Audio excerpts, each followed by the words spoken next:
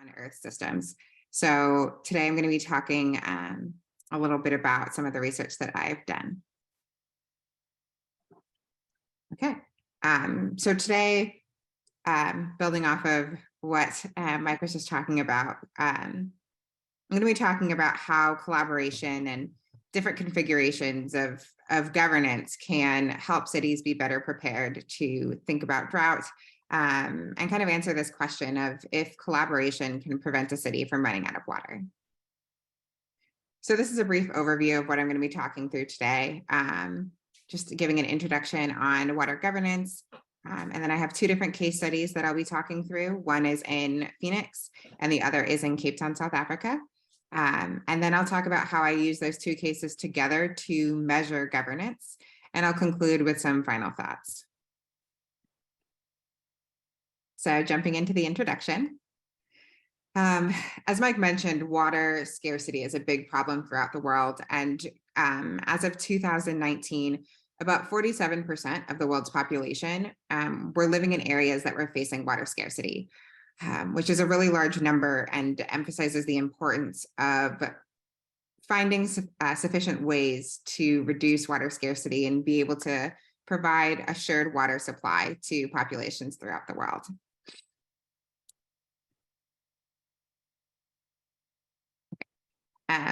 So water scarcity, water stress, and water risk are all terms that sometimes get used interchangeably, though they have slightly different meanings. I might use them interchangeably throughout this presentation, but kind of wanted to start with a background of how those terms are different. So water scarcity just refers to the absence of supply or the absence of the physical availability of water. And that can be physical water scarcity, which is pretty self-explanatory. Like when you have a drought or a desert, it's an area that naturally doesn't have water or doesn't have water because of drought. And then economic water scarcity is when there might be water physically there, but there's no way to bring that to people and to communities. So an example of this is that a lot of the rural areas in Nepal face economic water scarcity because there's lots of amounts of water, but there isn't the economics and infrastructure to bring that water to irrigation and to cities. Water stress is a little larger. It's the lack of water resources to meet human or ecological needs. And then water risk is the possibility of an entity, whether that's an organization, a city, or a community, experiencing a water-related challenge. So as water crises become more frequent throughout the world, there are kind of two approaches that we need to think about in tandem for how to address that. One is the physical systems and the infrastructure systems that we need to think about as to how can we create systems that are able to bring water to people, to make sure that water is clean and to make sure that water is being able to meet the demands, the increasing demand, even with decreasing supply. And then the other side of this, which is what I'm going to be focusing on, is water governance, thinking about the processes, regulations, norms, institutions, laws, and people that are making a lot of the decisions about how water gets used. It includes both policy and management, which can include supply side management as well as demand side management and reducing water demand. And it includes a lot of different approaches such as integrated water resource management, adaptive co-management, and a food energy water nexus approach. And it's important to think about how these laws, policies, and management approaches are playing into the ability to get water within cities, in addition to thinking about how we're physically shoring up supplies as well. So the big question that I'm trying to answer in this presentation is how can collaborative governance through a food, energy, water nexus approach protect cities from water stress? So I'm kind of integrating three different bodies of literature as I think about how we would go about answering this question. So first is looking at the food, energy, water nexus. The food, energy, water nexus is a concept that refers to the interactions, trade-offs, and relationships between the three resources and the related governance sectors. For example, if you were a farmer, you might use energy to pump groundwater to be able to irrigate your crops. And so these types of interactions between food, energy, and water exist in various scales and systems. And excuse me, a city considering the interactions together can help the city be better prepared against shocks and stresses that it might face due to climate change and other environmental strains on the system. And despite the known benefits of an integrated food, energy, water nexus approach to governance, it's still pretty limited in how it gets implemented in practice. There's not a lot of cities that are implementing a food, energy, water nexus approach. And so part of what I'm interested in is what are the barriers to governance? Why are these not being implemented more often? So second, I'm pulling in some aspects of public policy. So specifically within public policy, I'm using a concept called collaborative governance, which is an approach within to collaboration in management, public policy, planning, and implementation that engages multiple actors across sectors and scales in the decision-making process. And this can be important as it can effectively support resource governance by overcoming challenges of power, asymmetries, enhancing accountability within the decision-making space, including stakeholders more directly in knowledge generation and facilitating cross-sector coordination and planning. So with kind of those benefits and elements, this approach to public policy combined with a food, energy, water nexus consideration might provide some better ways for us to understand collaboration between food, energy, and water. And then third, I'm bringing in the aspect of sustainability science. As I mentioned, I got my PhD in sustainability, which in and of itself is pretty interdisciplinary. And everyone kind of has a slightly different definition of what sustainability means. So here by sustainability, I mean social, environmental, and natural components of the system that are working together for the benefit of current and future generations. And specifically, I'll be using some indicators as, which is a method to measure sustainability. And I'll talk more about that later on in my presentation. So I briefly want to talk a little bit about my methods. I'll bring up some more details on specific methods that I use, but kind of want to talk about how I use qualitative methodology in my research. So I use qualitative and quantitative methods, but a lot of my qualitative methods seek to answer questions about why and how, in addition to my quantitative methods that are asking the what and who questions. In qualitative methodologies provide a more in-depth understanding of the system and the relationships that are happening within that system.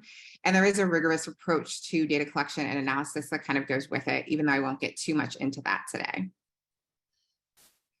So as I said, to kind of pull that all together, today I'm looking at how collaborative nexus water governance can make cities better prepared in the face of drought and water stress. And I really like this quote from Professor Biswas that says, if the world faces a crisis, it will not be due to physical scarcities of water, but it will be due to the sheer mismanagement of water, which really emphasizes that a lot of our issues around water crisis and water scarcity is not just issues of physically water not being there, but also issues of water governance. So in the remaining of this talk, I'm going to present 2 example cases of food, energy, water nexus interactions in Phoenix and Cape Town. And then I'll talk about how bringing those 2 together allows us to create a measurement approach so that we can actually measure collaboration and governance. So first, jumping in, I'll be talking about Phoenix, as I mentioned. So Phoenix, Arizona, is located in the southwestern part of the United States. It has a population of about 4.8 million people in the metropolitan area. It has a semi-arid climate. It receives about 8 to 9 inches of rainfall per year in a typical year. It also has a really diverse water supply and demand portfolio. It gets its water supply from 4 main sources. It gets water from local surface water, from imported water from the Colorado River, from reclaimed water and recycled water, and then also from groundwater as well. The city is also in the middle of a multi-decadal mega drought which is a drought that's lasted for 20 years or more. And the drought in Phoenix, I believe, has been lasting for about 23 or 24 years, if I remember correctly. So it's not just a place that's arid and without a lot of water, but it's also facing additional drought conditions that are straining the system. But then there's also a lot of uses for water in the Phoenix area. Even though most of that water is going towards domestic use and household use, there's still a large amount that actually goes towards agriculture. Phoenix is a agricultural hub, sorry, Arizona is an agricultural hub. And a lot of the area around Phoenix that shares the same water as Phoenix is using a lot of that water for agricultural production. And so when we think about that, we can see some strong interlinkages between food, energy, and water resources. And I'll give you some examples of those in Phoenix. So one is that one of the main sources of water in the Phoenix area comes from the Colorado River, and it's transferred via the Central Arizona Project Canal, which is a 336-mile canal that brings water from the Colorado River to central and southern Arizona, including over 3,000 feet in elevation gain over that course of the canal. And so that CAP, that Central Arizona Project Canal, is the single largest user of electricity in the state of Arizona. So a large connection there between energy and water. Additionally, agriculture, as I mentioned, is really important to the history and culture of Phoenix and the Arizona state as a whole. So there's a lot of water that's going towards irrigation, and irrigation in the Phoenix area is still the largest consumptive user of water in the metropolitan area. And additionally, water is used to cool the Palo Verde nuclear power plant, which is the largest nuclear plant in the United States. It's located in the Phoenix area and needs large amounts of water in order to cool it and allow that power to keep running. So as you can see, there's a lot of interactions between food, energy, and water. There's a lot of competing demands for a very limited water supply. And so with that, I wanted to understand some of the governance mechanisms and how people were working together to consider those competing demands. So this project that I was doing in Phoenix lasted over the course of about 4 years and had an iterative pieces of data collection and analysis. And so that started off with an initial set of focus groups and interviews with key stakeholders in food, energy, and water sectors. I then used secondary data to conduct a social network analysis, which is a way to visualize and measure the connections between people. I then did a stakeholder analysis to understand power dynamics within the system, and concluded that with a second round of interviews and did a qualitative case study to better understand some other questions I had. So within this case study, I had 4 main research questions. What are the main interactions between the 3 resources? Who are the main actors within the system? Second, how do these actors within the 3 sectors collaborate with one another? Third, what are the barriers to collaboration and why do these barriers exist?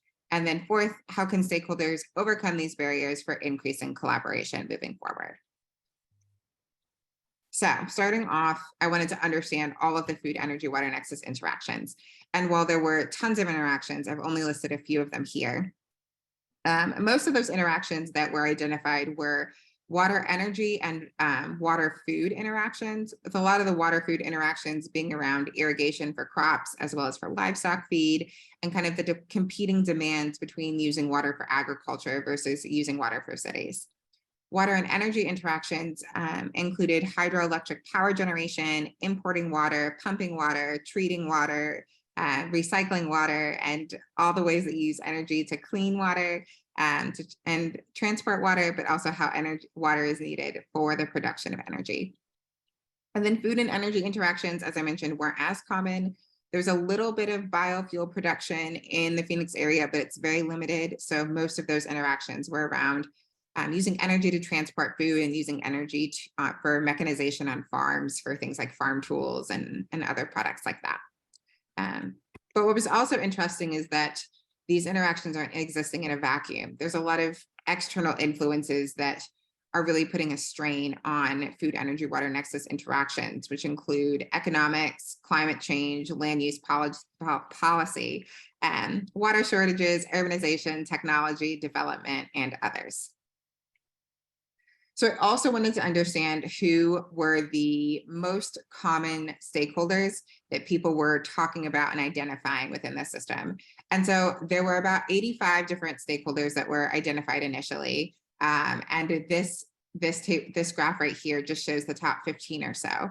But focusing in on these 3 on the bottom that were mentioned the most in my interviews and focus groups, were the Salt River Project, which is a combined energy and water utility that makes up about 50% of the residential energy utility in the Phoenix area, but also is the owner of the majority of the water rights in the Phoenix area. So pretty understanding why they would be mentioned the most as far as food, energy, and water systems go. Second was the Central Arizona Project, which, as I mentioned, is the organization that runs that canal that brings water from the Colorado River to central and southern Arizona. And then third was the Arizona Department of Water Resources. So there's a big emphasis, unsurprisingly, in Phoenix on these water actors and them kind of being the most common mentioned. And as I'll talk about in a couple slides, therefore, there were some implications about them having the most power and influence over governance and policymaking and management. So after I identified all of the stakeholders, I conducted a social network analysis. And this slide is a little overwhelming, but I'm going to walk through it. So as you can see on this slide, there are blue actors that are often clustered towards the center, and those are water dominant actors. There's some yellow actors, which are food dominant actors. The red actors are energy dominant actors, and then the black ones are cross-cutting organizations that don't fit directly into food, energy, and water, such as the governor's office or the Sierra Club.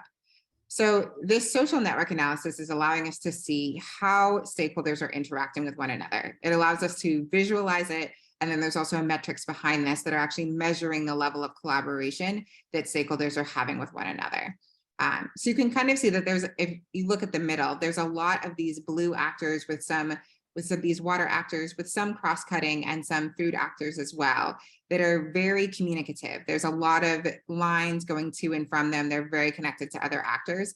Whereas in the periphery is where you see more of the energy dominant actors and a lot more food dominant actors. And that's showing to us that within Phoenix, there's a much stronger collaboration within water actors than with food and energy sectors. And if we zoom in more specifically to the middle of this analysis, you can see some of the actors a little more clearly. And this one right here, which is the Salt River Project, as well as this one, which is the city of Phoenix, those two actors have the highest level of collaboration within the whole system. And so that's suggesting to us that Salt River Project, which I mentioned is that combined water energy utility in the Phoenix area, has a lot of influence and power in how policy and governance is being made regarding food, energy, and water resources. But also the city of Phoenix, specifically their water department, has a lot of power and influence as well. So then, based on the social network analysis and some of the initial focus groups and interviews I then did a stakeholder analysis to try to understand the power dynamics within the system. So I took all of those actors on the previous slide, there were about 90 to 95 of them, and I organized them into 4 quadrants. They're not all listed here, I just listed a few organizations as an example. So in this quadrant, you can see along the y-axis that it goes from low interest at the bottom to high interest at the top. So that would be organizations at the bottom would be ones who don't have really strong interest in the food, energy, water nexus, even if they technically overlap with it. Whereas high interest at the top would be those who are really interested in food, energy, and or water resources and management, governance, and policy. And then along the x-axis, you see low influence or low power over the decision-making of those resources to high influence or high power over the governance. So what you notice is in the top right quadrant, you see Salt River Project, which I talked about, the city of Phoenix, some of the other cities as well, the Arizona Farm Bureau. Those are some of the organizations that are having the most power and influence over policymaking, management, and governance. But then in the top left quadrant, you're seeing one of the Native American communities, an irrigation district, and the Cattlemen's Association as examples of organizations that are very interested in food, energy, and water resources. They have a high stake in them, but they don't necessarily have a lot of power and influence over the decision-making. And then in the bottom right quadrant, where you see the Arizona Water Banking Authority and the Arizona Power Authority, the Corporation Commission, and others, those are organizations that have a lot of power over the decision-making, but they don't necessarily have a lot of interest or a lot of stake in food, energy, or water resources specifically. So I then conducted a qualitative case study, and I specifically used the actors from those 3 boxes that I've highlighted in blue because they were actors who either had a lot of power over the system or going to be very affected by the system, and wanted to include them in a second round of interviews to better understand how they collaborate with one another. So in looking at the ways that they collaborate, I first asked a lot of questions about what are some of the barriers to collaboration. And those separated themselves into 4 main categories of barriers. So the first is structural asymmetries. So those are things like unequal power dynamics, which I talked a lot about in the last couple of slides, conflicting interests, unequal resources or different goals, or structures between organizations that made it difficult to collaborate with one another. Second was process asymmetries. So these were things like different decision-making processes within organizations or a lack of a commitment to engage in collaboration, which were things that were also identified as barriers. Third were coordination challenges. So those included things that we all know can be difficult for collaboration, like a lack of trust, a lack of openness, selfishness, arrogance, which wasn't super surprising. And then fourth were external influences. So these are histories of conflict or external risks that are outside of the collaboration itself, but still made the collaboration difficult to engage with. So I wanted to understand a little bit deeper what, beyond just identifying these barriers, what do these barriers actually look like? And so while there were, and so some of the differences that I found were that water actors tended to feel that there was full collaboration with all other actors. So this example quote in the blue box says, "This is an opportunity for all of us in the water sector to work together on legislation." And that was a lot of what I heard from the water sector. Everyone collaborates, everyone's invited, everyone's included in the collaboration. But food and energy actors often felt like they were maybe left out of the decision-making process or had less influence in that governance process. So this is an example from a food stakeholder in the yellow box says, "When it comes to water, you have just about everyone in the world at the table expressing a concern, but there's always someone that feels they've been left out," which really resonated with how a lot of the food actors responded. And so as I began to kind of examine more about how these barriers were coming out, I found that there was still a somewhat limited amount of collaboration between food, energy, and water stakeholders, which was something that I anticipated finding. But when collaboration did exist and we were seeing these barriers come up, I noticed that there was some interesting facts that came out about some of those barriers. So one, in thinking about the differences in sectoral processes, this quote says, "The tough part is being able to continue those collaborations and that relationship, giving our sometimes slow bureaucratic process." And this food actor was emphasizing that bureaucracy can be a really big barrier to engaging in collaboration, both within and across organizations. Additionally, an energy actor really emphasized that selfishness, sacrifice, and self-sacrifice is hard for people, and that sometimes there are just personality characteristics that make it really hard to engage in engagement because you feel like you just can't make any headway. And I'm sure we've all experienced those types of collaborations in our own work and personal lives. And then additionally, thinking about some of those external influences was something that surprised me a lot. Like this water stakeholder who said, "Any meeting with the tribal communities is going to start with how 100 years ago you stole our water and we still haven't forgiven you for it. And I mean, it's very relevant, but you can't do anything with that." And I think that was interesting to hear about how historical tensions between some of the tribal communities and other water actors meant that future collaborations were strained even before they had began. So finally, the last thing I was wondering within the Phoenix area was, how do we overcome these barriers in practice? And stakeholders identified 7 key ways that we can overcome barriers. So first is trust, as trust is the foundation on which successful collaborations are built.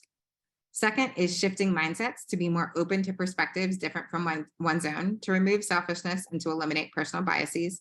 Like this energy actor who said collaboration would require the need to be so great that people would put aside their self-serving nature. Third is finding common ground, as common ground can create spaces where actors can share and understand each other, resulting in the ability to peaceably and productively work together towards a common goal. Fourth is improving transparency and openness and communication, which can build on that trust that's initially needed in collaboration. For example, a cross-cutting actor said, it requires open and transparent communication, collaborating publicly, and not moving important discussions and decisions behind closed doors. Fifth is increasing resources, such as time and money, that can come within an organization, such as by having more staff to intentionally engage with other actors or to create an economy of scale. Sixth was finding mutual benefit and win-win solutions between all parties as an incentive to be able to collaborate. Like one food stakeholder who said, once they recognize that there's an opportunity for mutually beneficial partnerships, I think we're going to see more collaboration with them. And then finally, sometimes it takes a time of crisis to actually bring people together. One water stakeholder said, sometimes it takes a major disaster, a major event to bring people together. So in summary, barriers to collaborative food, energy, water nexus governance in Phoenix include structural asymmetries, process asymmetries, coordination challenges, and external influences. And opportunities to overcome existing barriers should focus on building solid foundations and incentivizing. So identifying and understanding these barriers provides an opportunity to overcome them, to encourage collaborative food, energy, water nexus governance in practice, and ultimately to shore up water supplies by better being able to collaborate on competing water demands within the city. So my second case study is looking at Cape Town, South Africa. So a little bit of background about Cape Town. They have a Mediterranean climate, which means that they have warm, dry summers and mild, wet winters. They have a population of about 4 million people, which is close to the size of Phoenix.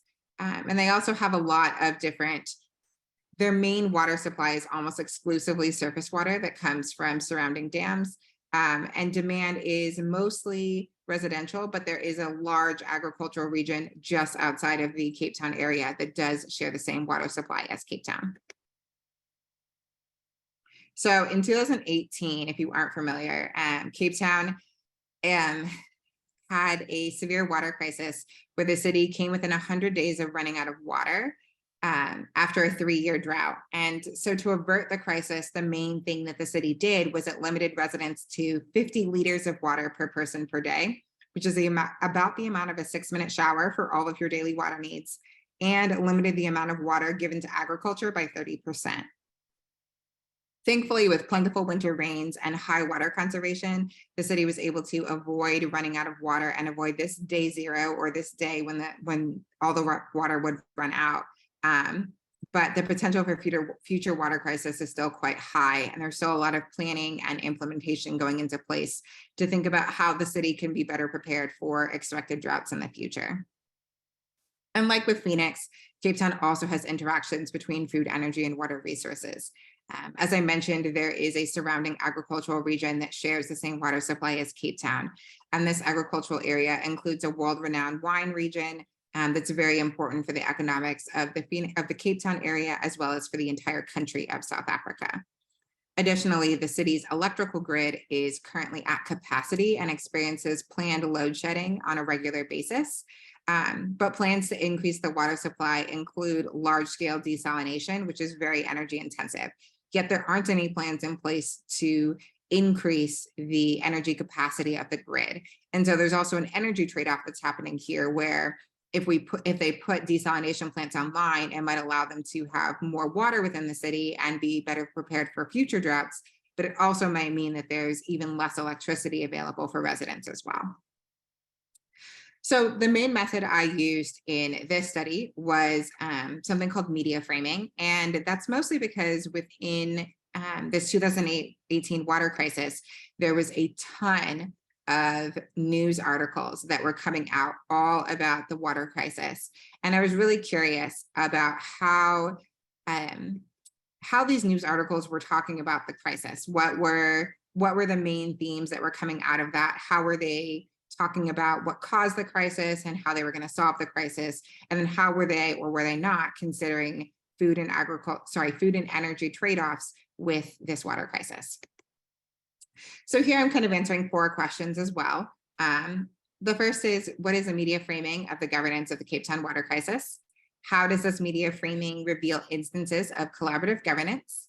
How does the media framing construct the impacts of the water crisis on the food, energy, water nexus? And fourth, how does the media framing portray collaborative governance of the nexus? So first, descriptively, I wanted to understand problems, solutions, and calls to action of media framing. And so I used a particular framework that's called, that's a collective action framework, and it has three specific concepts within it. The first is diagnostic framing, which is framing about that identifies the problem or entity who is to blame. Prognostic framing, which is about the solution or plan of attack. And motivational framing, which is a call to action or rallying of people.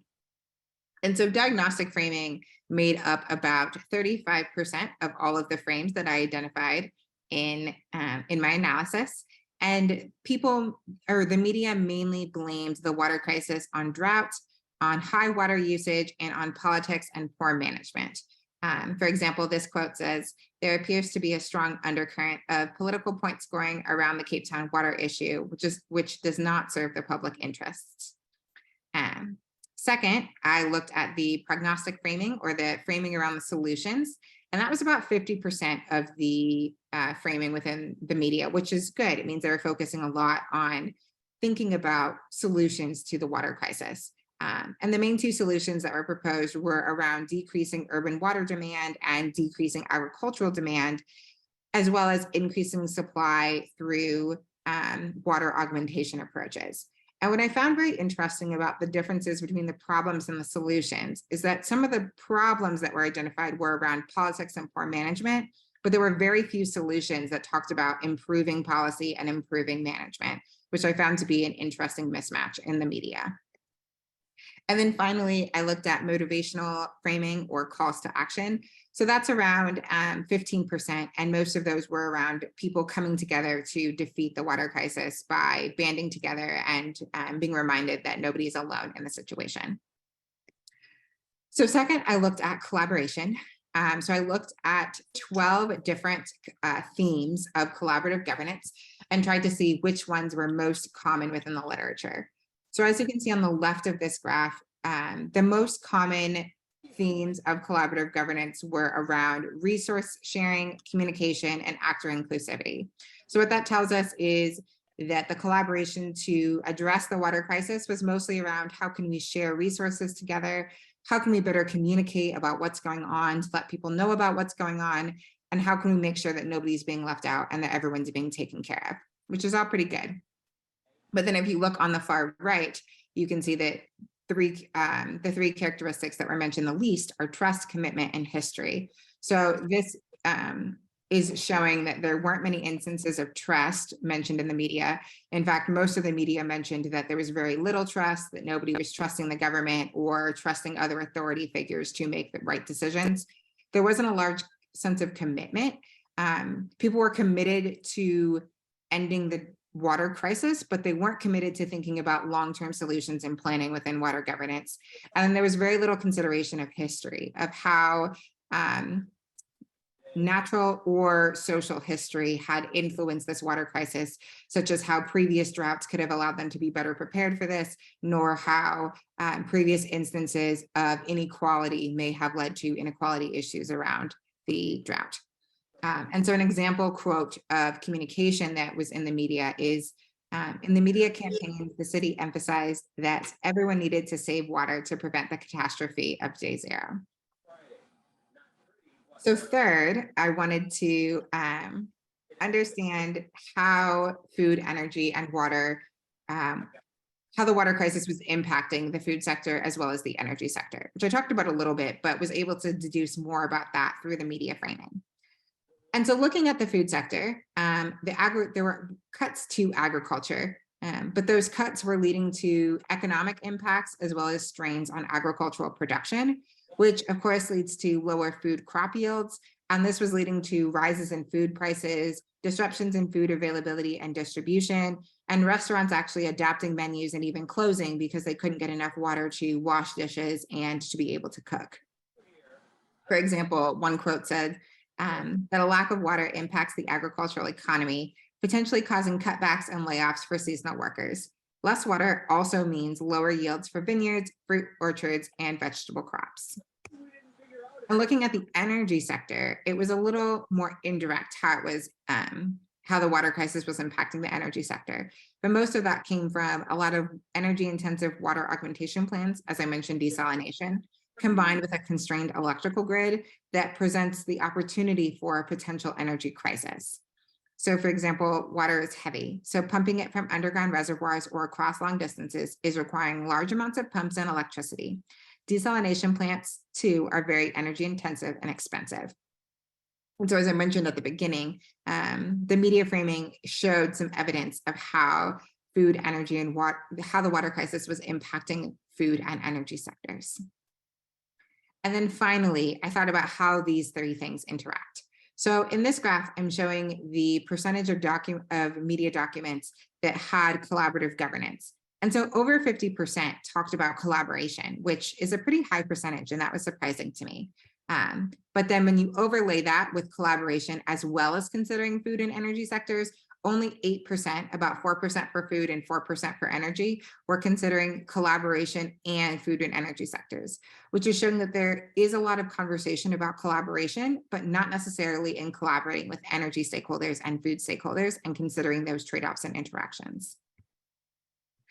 So in summary, the water crisis had a major direct and indirect impacts on the food and energy sectors. And future resource management in the Cape Town area should move towards collaborative governance across the three resources for more holistic resource security and to better prepare the city for future droughts that it's expected to face. And so in the third and final part of this presentation, I'll kind of pull these things together. And I created a measurement framework to really answer the question of how can we measure collaboration between food, energy, and water. There's an old adage that says what gets measured gets managed. And so if it's important for us to have good water management and governance, and if it's important for us to have collaboration in order to have good governance, then we need to be able to measure it and understand the strengths and weaknesses of the system. So briefly, I created a theoretical framework that pulls from a framework called the Collaborative Governance Regime Framework, which is from public policy. And it's basically just a framework that helps us to understand and visualize different components of collaboration within a governance system. And I created that framework by a literature synthesis across public policy and food, energy, water nexus literature.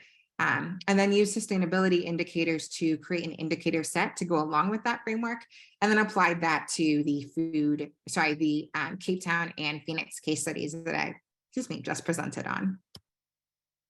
So this is the conceptual framework. I will walk you through it because it looks more confusing than it actually is. But there's three main gears in the middle of the framework. The first is structural dimensions, which are the complementary organizational structures and rules to use across sectors and engagement. And then the second is decision-making processes, which is the collaborative process of engaging across sectors to make informed governance choices. And then third is interpersonal understanding, which is the basic foundation of principles that are similar across sectors, or an understanding and accepting of others' different perspectives. And so those three gears that you notice in the middle are somewhat similar to the barriers that were identified in my Phoenix case study earlier. And it was interesting to see how, even from a theoretical perspective, these three components functioning together were important for overcoming the barriers that had been identified empirically from my Phoenix research. So as I mentioned, there are three components that I've just listed for you that are the main components of this indicator framework. And within those, there are 11 different indicators with 3 to 5 for each of those components. And so these indicators allow us to be able to quantify and think about more specifically, what are the specific elements that are contributing into this component? So for structural dimensions, we're thinking about institutional support, actor inclusivity, intentional leadership, shared resources, and knowledge sharing. For decision-making processes, we're thinking about shared goals, open communication, and power balance. And for interpersonal understanding, we're thinking about trust, commitment, and shared values. So with these 11 concepts, I then created an indicator set for those 11 concepts. And I know that there's a lot on the slide, but I'm going to walk through an example. So all of the 11 concepts are listed on the far left. And then I have a specific definition for each concept. Then each one has 1 to 3 indicators or specific that have specific measurements and ways that they would be measured. And then finally, they all have a different source of data or a different way, of collecting the data for that measurement. So as an example, I'm going to take shared resources. So the concept shared resources, it is defined as finances, time, skills, personnel, or capital resources that are shared in engagement. And it has 3 different indicators: funding, use of time, and personnel. And then each indicator has an appropriate measurement that goes with it. So for funding, and the amount of state and federal funding that's awarded towards collaborative engagement with food, energy, and or water stakeholders. And that would use secondary data to be able to look that up. For use of time, I can use social network analysis, which I showed you earlier, where quickness in informing stakeholders is can be measured through in-closeness centrality, which is just a measure in social network analysis of how quickly you can communicate from one stakeholder to another and how many people do they have to get through before two given people are able to communicate and connect. And then personnel are stakeholder perspectives on the availability of personnel specific for cross-sector collaboration, which can be gained through conducting a survey, or in my case, conducting interviews with stakeholders. So I then apply this to the 2 case studies that I mentioned before. These are somewhat preliminary case studies, and so there's a rough approach to how I went about measuring each of these indicators, but I will present that and kind of give some concluding thoughts about about the importance and value of that initial analysis. So first, thinking about Phoenix, you can see on the right that the green shaded areas are high values, the yellow shaded areas are moderate values, and the red shaded areas are low values. So if we think about those 11 different concepts around the outside ring, and then the 3 main categories within that middle ring, Phoenix is doing moderately high in terms of collaborative governance between food, energy, and water stakeholders. So within structural dimensions, they're doing moderately well. There's some benefits that Phoenix is doing very well in, such as having a large diversity of actors that collaborate and a lot of people who are brought into the collaboration. However, that collaboration is at different levels for each resource sector. And so there's some power imbalances that are happening there. And so that makes some of the collaboration at an institutional level difficult. And some stakeholders expressed inefficient resources to engage. There just isn't enough time and enough personnel to be able to collaborate as much as they would want. Looking at decision-making processes, generally Phoenix is doing pretty well. There's a lot of good power balances and ways that they're trying to overcome the power imbalances that I mentioned back in that case study. However, there's still opportunities for increased communication where some stakeholders are feeling like they're being brought to the table and being included, but then not actually being communicated with, even when they're brought into an engagement. And then finally, looking at interpersonal understanding, that's somewhat moderate. Sectors have a shared value of reducing risk, especially within the water sector, which is great.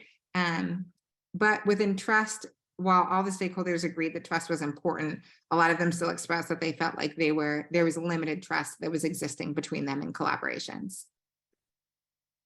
So looking at Cape Town, it's a little bit different. I also forgot to mention on both the last slide and on this slide that the white boxes are areas where there wasn't sufficient data to be able to measure that value.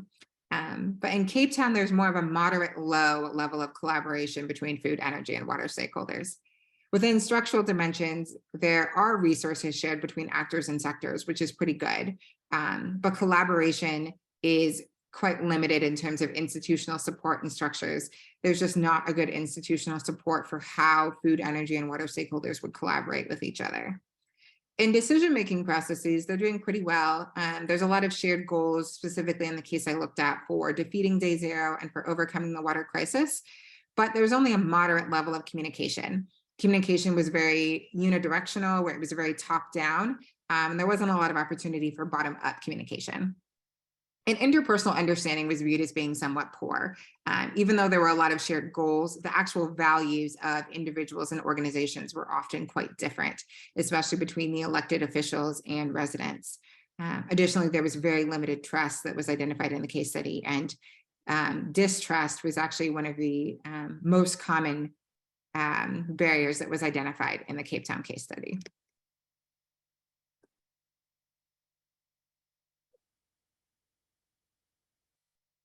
Okay, it's not going to, okay, there we go, sorry.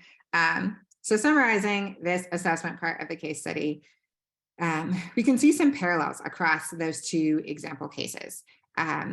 Both of them show that limited trust, ineffective communication channels, and mismatched institutional structures are consistent characteristics across cities that can be limitations for collaborative food, energy, water, and access governance. So what that tells us is that as we apply this framework to other cities, we might begin to see that those three indicators, this trust, communication, and institutions, may be areas that continue to be weak in other cities as well. In contrast, however, shared goals was really important for catalyzing food, energy, water, and access governance. And it's good that that's been present in both cities. And I think that shows the importance of having win-win solutions and incentives for engaging, because if you have shared goals, the reasons for coming together are a little more clear, and the likelihood to engage is higher. And then finally, this framework is important as it provides an opportunity to measure collaborative governance between the three sectors. And if what gets measured gets managed, measuring is an important first step for identifying both the weaknesses and the strengths within a city's governance landscape to be able to make improvements for the future. So in wrapping up all of my research, as I've mentioned, water crises have had major impacts on food and energy sectors. We see that in Cape Town, we see that in Phoenix, and we see that in many other cities around the world as well. And there is limited governance collaboration between food, energy, and water actors. And we can begin to identify some of those barriers to nexus governance, such as differences in organizational structures and processes, differences in coordination challenges and personality challenges, and external influences. However, there is some encouragement. Multi-sector collaboration across the three sectors can improve resource security in cities facing water stress, and there's specific characteristics that might be better catalysts for this engagement.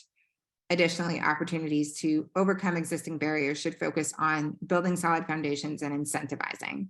And future research management should move towards collaborative governance across the food, energy, water nexus to better consider the trade-offs and demands on a limited water supply. So going back to my initial question on my title slide, can collaboration prevent a water crisis? I think the answer I would give is no. However, collaboration is very important in that. It's not a sufficient factor by itself in order to prevent a water crisis, but it is a very important factor that combined with other factors as well is really important for preventing and addressing when it does come a water crisis. So with that, I will take any questions that you have. Thank you very much, Leah. Everyone can unmute if you haven't already and begin the questioning.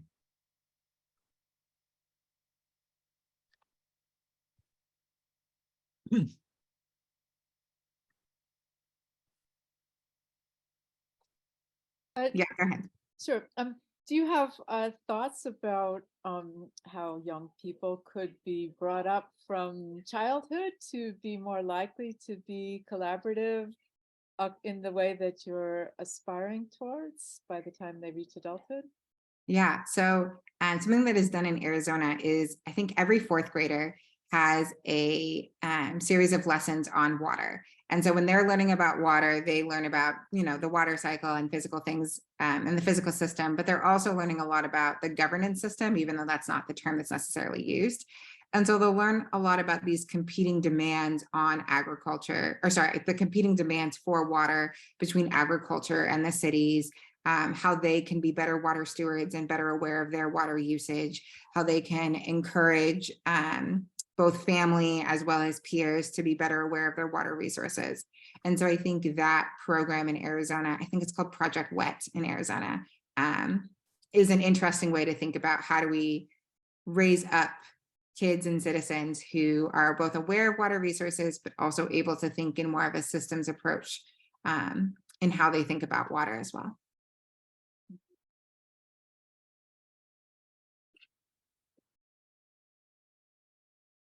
Leah, I'll ask a question about whether in your interviews you found that any of the administrators were resistant to having anything they were doing questioned. That's a good question. I don't think anyone was particularly resistant to it. Was resistant to the questioning. I think people were very open and interested in sharing their different views.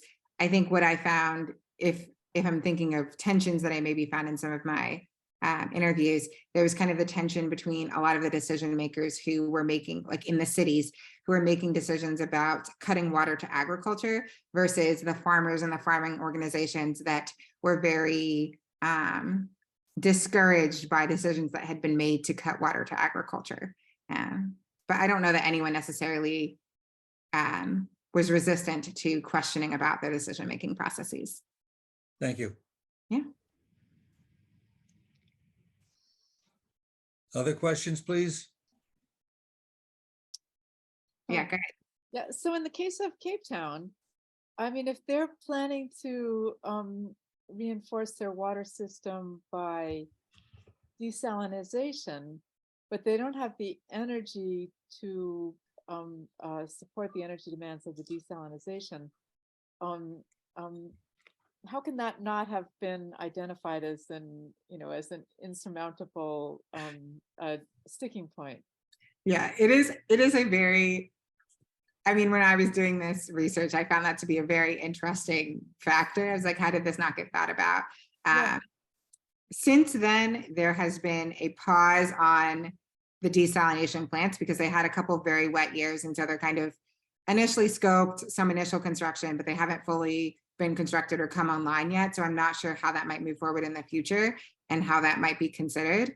Because there's been a lot more systems thinking and nexus thinking that's been coming about really since in the past year or so.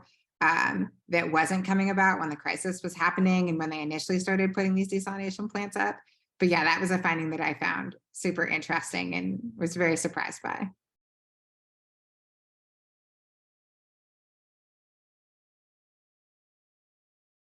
Do we have some more questions, please?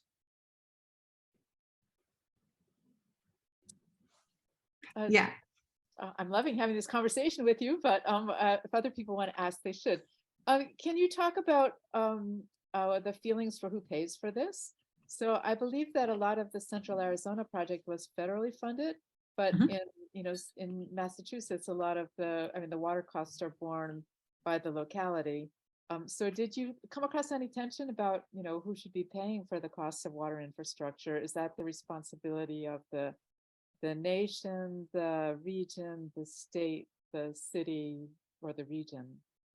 Yeah. So in the Southwest, there's been an increasing shift from federally funded projects through the 1980s to more local and state funded projects. And so as that shift has been happening from federal dollars to state and local dollars, it's meant that there's been a big shift in how people are thinking about water. And there's been a much bigger push in Arizona in the last 10, 20 years for demand management over supply management, because it's, quite frankly, it's just cheaper. Within the city of Phoenix, there's been a lot of discussions about increasing water rates, and they have I believe it's a 10-year plan to slowly increase water rates to be able to have more money for more money to improve infrastructure, specifically leaking pipes, because most of the pipes in Arizona are going to have to start being replaced soon. But also for shoring up water supplies, pumping of groundwater and importing water and things like that. So it is interesting, a lot of the big scale infrastructure that exists in the Southwest and Arizona and otherwise has come from federal dollars, but now the upkeep of a lot of that infrastructure is going to have to come from state and local dollars. And so it's definitely been a big discussion point in city councils and at the state legislature on who's going to pay for this, how are they going to pay for this, how are residents going to feel about paying for this, and questions around that. Thank you. Yeah. Leah, that just raised a question in my mind. Mhm. Places like Phoenix are getting a lot of residents moving in from other areas. Yeah. Have you studied anything about how their background experiences coming into Phoenix may influence what they do in terms of becoming active in terms of demands? Yeah. So a lot of the people who are coming in, they want green lawns and they want a private pool in their backyard. And they want to go get their car washed every week, regardless of whether their car is dirty. And so there's this tension between these people who are coming in who are heavy water users, but they're from, the upper Midwest or California that has its own water problems, but have not always trickled down to residents. And they want these luxuries at a cheaper cost. And so they're using more water, especially outdoor water, in a time when the city does not really have this water to spare. But at the same time, there's a lot of smaller municipalities right outside of Phoenix that are just one of their biggest goals is population growth. And so I did some work with one city where they were projecting that their population of their city was going to increase by 10-fold by 2070. And I was like, and they were like, how are we going to have enough water for all these people? And I was like, you won't. Like your math doesn't work out. You can't have enough water for these people. And so unless they change how they're living, and so there is a huge tension between people coming in who they move to Phoenix because they want these specific luxuries that come with increased water usage. And so when that's not afforded to them, they get very upset. And so it's this balance and thinking about development there. Right. Have you done anything with Cave Creek? I have not done anything with Cave Creek, no. The reason I bring Cave Creek up is that a former New York State science teacher moved out there. Got Okay. so upset with how they were managing the water supply that he's run for local council. Yeah. He's been elected most of the time he's run. Oh, good. One time he didn't get elected. He Mhm. wound up in a tie. And by Arizona state law, to break a tie for a city council, there are 3 ways of doing it. One is by a duel with pistols. Go Tom. That works. No, they didn't use swords, but they did use dice Okay. and they used cards. And he picked a 6. His opponent picked a 7. Oh, So no. for one term, he was out, but he got reelected the next time. Okay. So if you'd like a connection with him, just ask me sometime. I'll give it to you. Yeah, that'd be great. Thank you. And I think many of my colleagues on here from New York State schools know Tom McGuire. Even though he's been retired for many years, he's still extremely active in earth science education, as well as trying to run Cave Creek. Mm. Any other questions? If not, I want to give a very big thank you Hello? to Leah for joining us today. Yes, Sammy. Oh, sorry. I was just wondering if there were any cities that you have looked at that were maybe better models of collaboration, because or if the literature, like if there was a sort of model place that other cities could aspire to. Yeah, so I don't know that I found one that's necessarily a model place, but I'm doing some work in Singapore, where Singapore is quite different. Part of that is because it's a city state, so it doesn't have multiple levels of government, and their approach to addressing water governance is quite different than a lot of other places. But Singapore is interesting because they look at their resources. They don't have a lot of water. And they act very quickly, and they're also willing to rethink very quickly as well. And so they sometimes will make a decision about how they're going to manage their water. They'll do it for 2 years. It's not working anymore. They will very quickly at the legislature pass different rules about water law, re-implement a different management strategy. And so because of that, there's a lot of considerations there that I think Singapore isn't perfect, but I think that they're doing a lot of good efforts in thinking about how their water resources are interacting with food and energy, and specifically how they really need to collaborate on water resources to be able to make to share up their water supplies there. Thank you. Cool, thank you. Yeah. Okay, final questions? If not, Yes, yes. yes, Kim. So I know that Phoenix uses a lot of recycled water where they recycle their processed wastewater and put it back into their water supply. Did Mhm. you have any interactions about, how unacceptable that was, or how acceptable that was, or what it took to persuade people that that was the legitimate and okay and safe thing to do? Yeah, so in Phoenix, most of that water that gets recycled upstream. It travels like 4 miles downstream and then gets taken out. But since it gets put back into a natural source, it's considered pulling it out of a natural source. So that's not too much of an issue. Some recycled water also gets put into groundwater, which is kind of a banking source of water in the Phoenix area. It doesn't really work with the way groundwater basins work, but it's from a political standpoint, they're putting water into the ground. And so when they pull it back out, it's considered natural water as opposed to reclaimed water. Okay. And then they also use water for irrigating golf courses because the Phoenix area has over 200 golf courses. So I think people don't have too much of an issue with it because if people even know that there's reclaimed water, they're hearing about it either going back into a natural source and then coming out, or they're hearing about it going onto grass somewhere where they're not really interacting with it on a personal level. So I don't think there's been too much concern in Phoenix. Thanks. Yeah. Okay, thank you all very much. I invite you to come to the next Earth to Class program, which will be in January 22nd. We're going to have Suzanne Stroud joining us again to talk about more work on volcanoes. And wish you all a happy holiday season. I'll risk the wrath of a certain orange-haired person by saying happy holidays.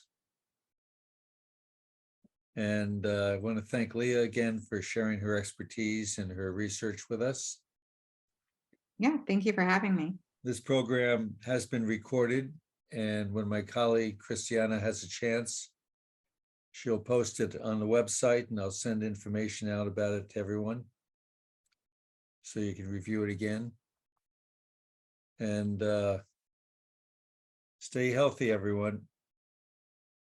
Again, if you like long lines, go to a GSA meeting. There you go. Thank you, Leah. Thank you, Mike. Okay, bye, Take care. everyone. Bye-bye. Bye-bye.